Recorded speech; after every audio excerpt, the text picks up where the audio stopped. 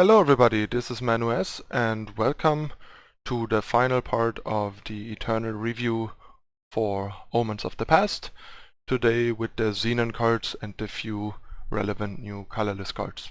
So let's dive right in. First off we have Blister Sting Wasp. Blister Sting Wasp is a pretty nice roleplayer 2-drop actually in Constructed, I would say, since a 1/3 flying deadly blocks almost all of the relevant early units, trades with the premium 2-drops at least, like Instigator, Student and so on, and holds off the rest because 3 health usually means that it can stop all the non-premium 2-drops and all the 1-drops, which is basically what I want from a 2-drop. And Praxis is missing this kind of 2-drop, but yeah, Blistering Wasp, very solid 2-drop for more defensive mid-range or control deck potentially. A bit vulnerable to silence, but yeah, you can't have it all. And in draft, this is obviously a premium 2-drop if you are in Zenon. Next we have Bloodcaller Invocation. This is sort of an interesting one. The thing is, like, the problem with this card in my opinion is that the good life force enablers all are like trickle life gain, like 1 health from like Sanctuary Priest or Temple Scribe, Varus Favor, all that sort of stuff, or health gain from like a lifesteal unit that is small. And this basically wants you to get life in big chunks like Lumen Defender and all that stuff. But to be fair, this card potentially makes a card like Water of Life playable if you play this and like Bloodcaller Invoker. Since then you're suddenly turning Water of Life into a 3/3 that gains 3 health for 1 power. Or with Bloodcaller Invocation, you get a 3 power 3/3 that gains you 3 health and costs you like 1.5 cards, which is okay because usually the Water of Life will also trigger some other stuff in the turn, so using half a Water of Life to activate the invocation won't be the only value gain, so all in all it's a decent trade. And yeah, there's like some other stuff like a Yarn. You can attack on turn 4 with a Yarn and then get a 3/3 or maybe even a 4/4 or something if you also have a Sanctuary Priest.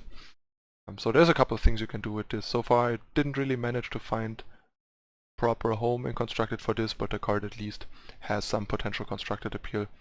And in Limited it's kind of the same. Like, if you have enough, let's say 3+ health gain cards, you might consider playing this because then it becomes pretty solid. But the problem is it's harder in Limited to get enough good activators to warrant having this in your deck, because every time you're gonna have this and can't activate it, it's gonna be awful. And next we have Yarn the Abductor. I honestly think the card is not super great, but it's decent. Basically the ambush makes it flexible to ambush opposing smaller units in combat, making it awkward for the opponent if they don't have an instant answer for this. Like, the only good fast spell answer for this right now is Torch. So basically against torchless decks or torch decks that don't have a torch, this card can be really annoying. The other good way of fighting this is combat tricks. But yeah, 3/3 lifesteal even with ambush with such heavy influence restrictions is really not that great, but it plays a lot of roles. Like, it's a great role player in the Life Force deck to enable that, and you can put it reasonably well as early defense into control and mid-range decks, simply because you will eventually get to the ultimate and then the card still has value in the heavy late game. So all in all, it's a really well-rounded card. I like it, but it's not a great card. It's just like a solid card in my opinion. And I think people might be overrating the card a bit right now. But yeah, it's a fine card, and in Limited it's obviously even better. Next we have Shadowlands Bone Picker. 3 power 3/3 in Zenon that you can permanently grow by +2/+1 if you spend 5 power. Keep in mind the +2/+1 is permanent, not for this turn. I still feel like it's falling short in constructed, like I can't see it really make it into a constructed deck with better 3-drops available, but in limited this is a powerhouse. This is a really great limited 3-drop. Pick them up on site. Next we have Vara's Choice. Another choice I think that is a bit overcosted and underpowered. So we either get a Silence plus a Teleport, which seems reasonable for 3 power, but to be fair, the more expensive a teleport effect becomes, the worse it becomes. So a teleport effect for 3, even with an added Silence, is still highly situational and very limited in its efficiency and use.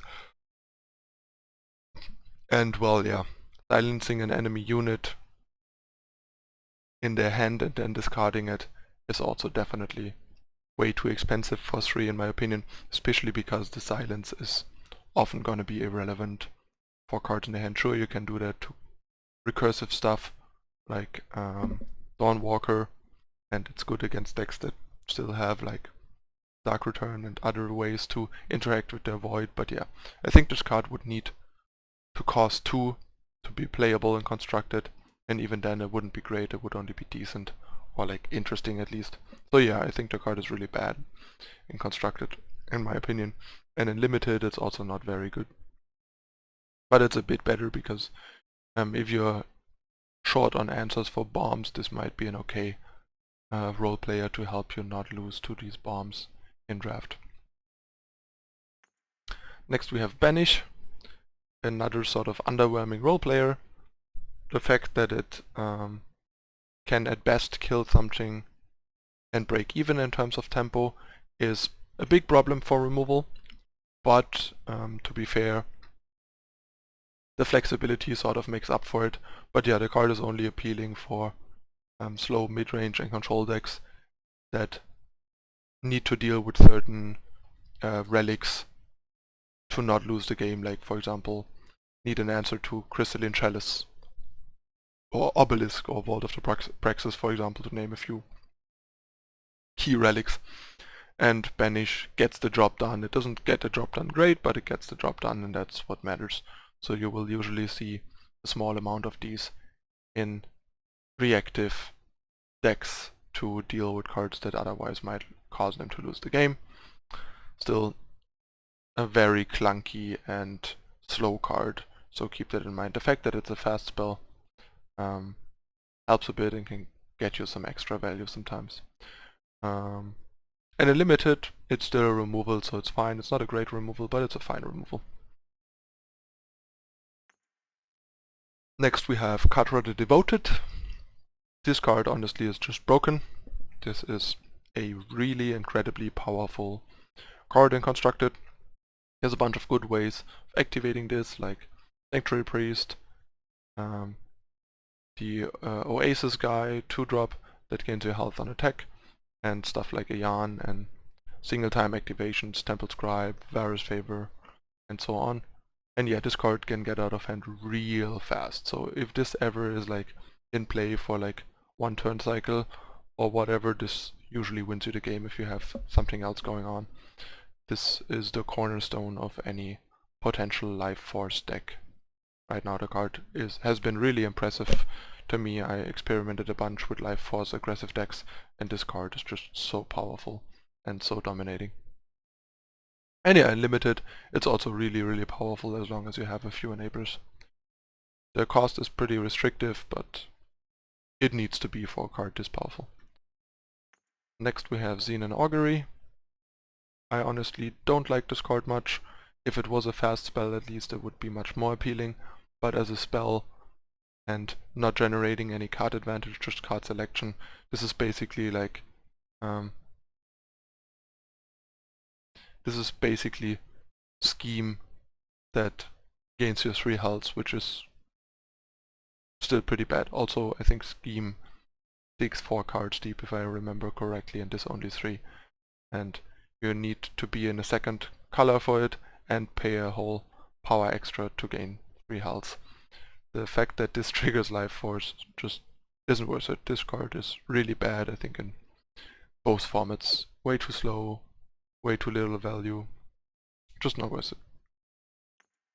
Next we have Xenan Cupbearer, clearly not a constructed card, but a decent limited 4-drop if you're looking for something defensive to stall out the opponent. Next we have Bloodcaller Invoker.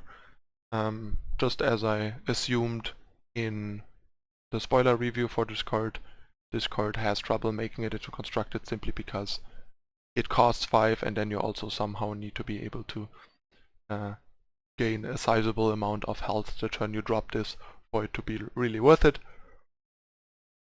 And then you're quickly looking at quite a bunch of power that you need to invest, or having like a reliable, big enough lifesteal unit in play, and this is very susceptible to silence and to very cheap removal like Suffocate. Granted, it dodges removal like Vanquish and Annihilate, which makes it surprisingly durable, so mostly you will have to be afraid of silence and then being left with like a semi-useless 3-5. But yeah, all in all, so far I didn't feel like the card is quite convenient and powerful enough for constructed, which is why I haven't found any deck to put it in yet. But maybe I am missing something, maybe there is a shell that wants it. And yeah, in limited, a 5-power 3-5 is already okay, and the added benefit of the Life Force can be really powerful if you have some enablers, so it looks much stronger in limited than in constructed. Next we have Mask of Thamud, another legendary we are familiar with from the legendary event. Unfortunately, the card is about as bad as I thought it is, I think. The ramp is very slow and unreliable.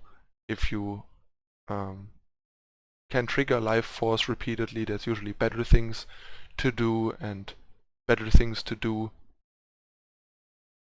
that come in a shell that don't care about Mask of Thamud.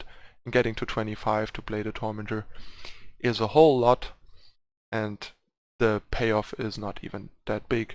So yeah, and the card is really slow. It's a 5-cost relic that has no board impact, so you basically skip your 5th turn to deploy this. Doesn't sound like a good plan, and you want to get it out as soon as possible to get the payoff, but yeah. Not an appealing card for constructed or for limited, really. Next we have Champion of Mystery. Actually a pretty decent champion, I think, since 7/7 base stats for 6-drop is pretty decent. Both abilities have some appeal. The better one is the Shadow ability, because having a 6-power 7/7 unblockable makes this a really big threat and a must answer for the opponent. But yeah, hitting 6 Shadow, let's say on turn 7, is not that easy, and there's a lot of competition in the 6-drop slot, and like killers want their Carnosaurs, and most more grindy mid-range decks usually want their Mystic Ascendants, so you basically sort of have to be in kind of an aggressive big mid-range deck that isn't killers. I tried actually to brew and play something like this on stream a bit, but yeah, the deck just feels like underwhelming. It feels it's unlikely better than killers, and also not better than a more grindy mid-range deck with Ascendance, so the card is in a bit of a weird spot, but it's not a terrible card. And in limited it's pretty sweet. 6-power 7/7 alone already is pretty decent in limited, and if you get one of the abilities activated, even better. Prophetic Stranger. Pump Strangers are our favorite strangers. Problem is 7-drop strangers are problematic. Like 7 is just a whole lot for a stranger, and I usually can't see myself going up this far in the curve in a stranger deck that is otherwise looking to be more aggressive. In limited though, if you're in the stranger archetype or have a couple of just a couple of strangers in your deck, this is going to be a pretty solid 7-drop. So keep that in mind. And last but not least, we have Voltjointer. 9-power 8/8, the typical big legendary triple requirement in both influences, and when Voltjointer attacks, each enemy unit gets -1/-1, and Voltjointer gets +X+X, where X is the amount of stat reduction the Voltjointer gave to opposing units. Let's say they have 3 units, then Voltjointer becomes an 11/11 and the 3 units all get -1/-1. But yeah, no evasion, no added value, no nothing.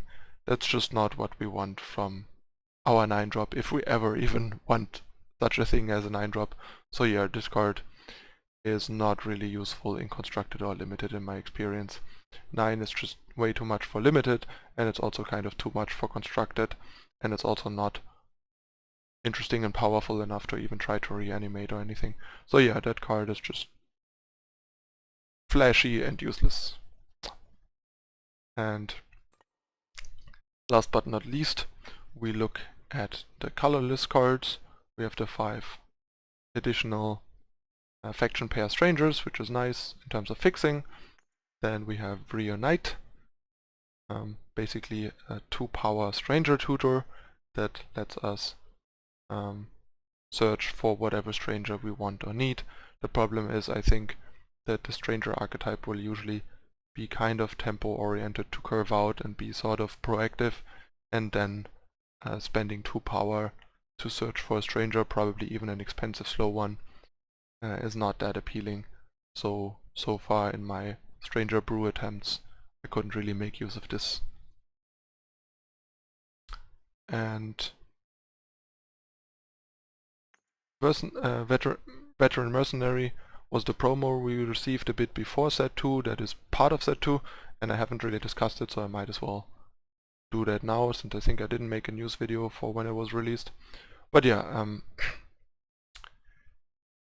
the card basically only works in mono faction decks, and if you only have one type of influence, you can draw a random card of the faction of the influence. So basically this is a 5-power 6/4 that draws you a random card of whatever mono faction you're playing. The problem is a lot of factions have better in-faction 5-drops than this, making this kind of an awkward card. Like for example in Time I rather just play Twin Brute Sauropods than this guy, since it gives me 2 5/4s while this gives me a 6/4 and a potentially terrible card. And last but not least, we have Spirit of Resistance, another card that I talked about in spoiler review. 12 is just so much, even with cards like Ironthorn, and the fact that this cannot be reanimated also takes away that option. But yeah, if you ever get to drop it, it's kind of cool and sort of at least worth the 12 power, since we get a 10/10 that is immune to a bunch of common removal cards, and that completely wipes the board clean of all units and attachments. But keep in mind it does that for both sides, so if you have attachments they will be gone as well. But yeah, so far I think this card is just a bit too expensive and radical for constructed, and also too expensive for limited. Okay, that concludes my Eternal set review for Omens of the Past, for constructed and limited. I hope you guys enjoyed the review and maybe learned one or the other thing about the new set. And if you are interested in supporting my content and my channel, check the donation link in the description down below. You can also find social media links there to stay up to date on everything and get more frequent updates over there. And if you found this video interesting, entertaining and helpful, please consider to drop a like and subscribe to the channel for future videos and help the channel grow. Alright, that's it for the Omens of the Past Eternal set review. Thanks for watching. See you in the next deck tech. Thanks for watching. Bye.